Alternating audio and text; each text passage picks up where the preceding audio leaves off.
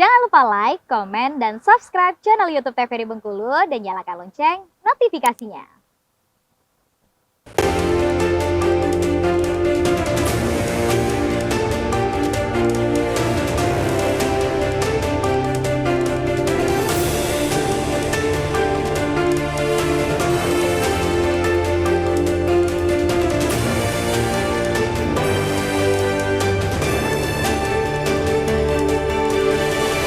Baik, kembali pemirsa di Berndo TVRI Bengkulu untuk edisi hari ini tentunya Rabu 5 Februari 2024 dan kita masih berbincang dengan tema kita yaitu Hari Kanker Sedunia dan tutup kesenjangan perawatan. Nah, kita dengan narasumber yaitu ada Dr. Dian Kurnia SPB ONK selaku dokter spesialis bedah onkologi dan juga ada Ibu Asih Jumasi selaku ketua CISC cabang Bengkulu. Kita ke Pak Dr. Dian Kurnia terlebih dahulu nih.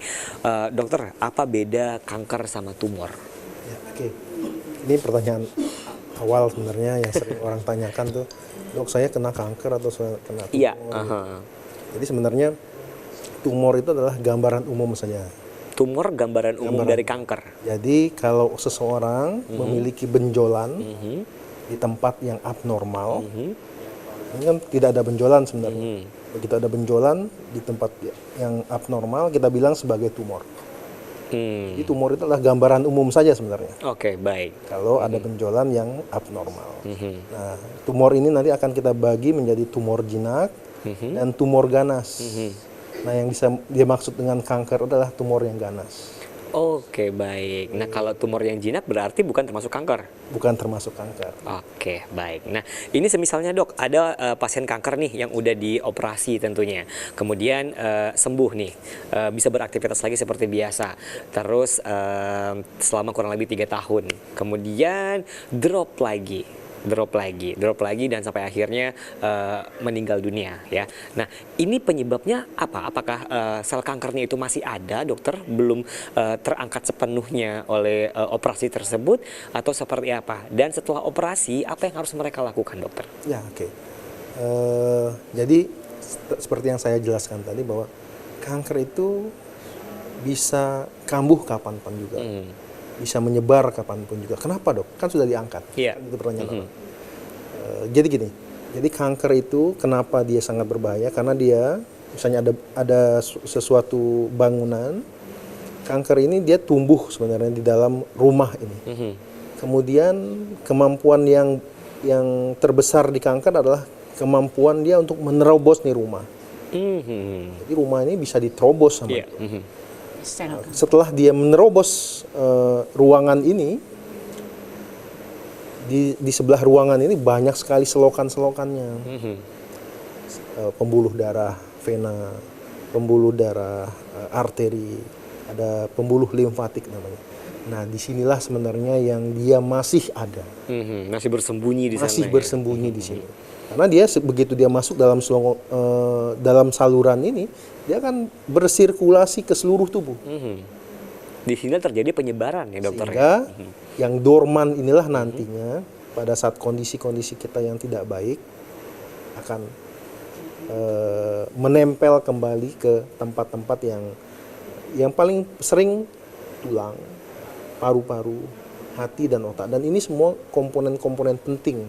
Sehingga apabila kanker sudah menyebar, itu yang kita bilang stadium 4 itu, angka harapannya jadinya semakin kecil.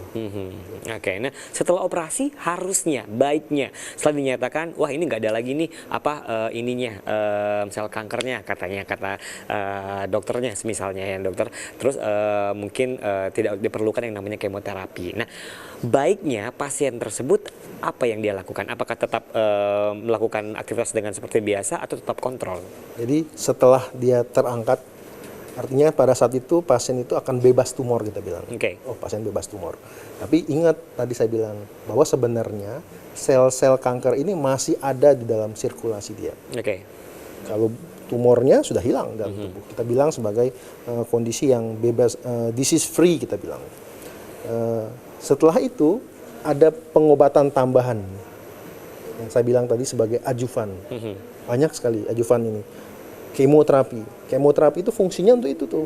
Jadi yang ada dalam sirkulasi, dalam peredaran darah, dibunuh dengan dia. Itu fungsi tugas dari kemoterapi. Itu makanya kemoterapi menjadi terapi tambahan yang baik gitu. Tapi tidak semua pasien-pasien kanker kena kemoterapi. Tidak semua. Tidak semua. Untuk kanker payudara terkhusus untuk dia masih stadium awal. Yang kedua, tadi ada pemeriksaan imunohistokimia saya bilang tadi.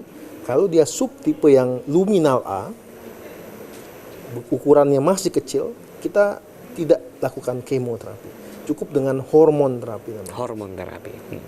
Dengan minum hormon terapi ini pasien akan mengkonsumsi obat rutin selama 5 tahun, dan itu sangat baik karena berarti ada obat yang akan mengontrol sel kankernya biar tidak berkembang. Tapi tadi hanya untuk kanker yang masih kecil dan subtipenya luminal A. Selain luminal A selalu akan di kemoterapi karena kita nggak berani kalau bukan luminal A. Kita tidak mau berspekulasi terhadap sel yang masih ada ini, tidak kita bunuh dengan kemoterapi. Yang ketiga, ada namanya target terapi. Target terapi ini khusus untuk yang subtipenya namanya HER2.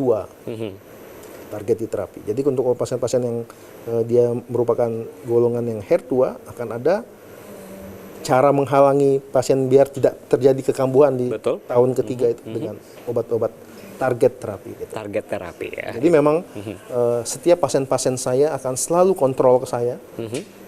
Sampai berapa lama, Dok? Sampai seumur hidup dia. Karena dengan seperti itu pasien akan selalu saya akan kontrol apakah terjadi kekambuhan atau tidak pasien ini.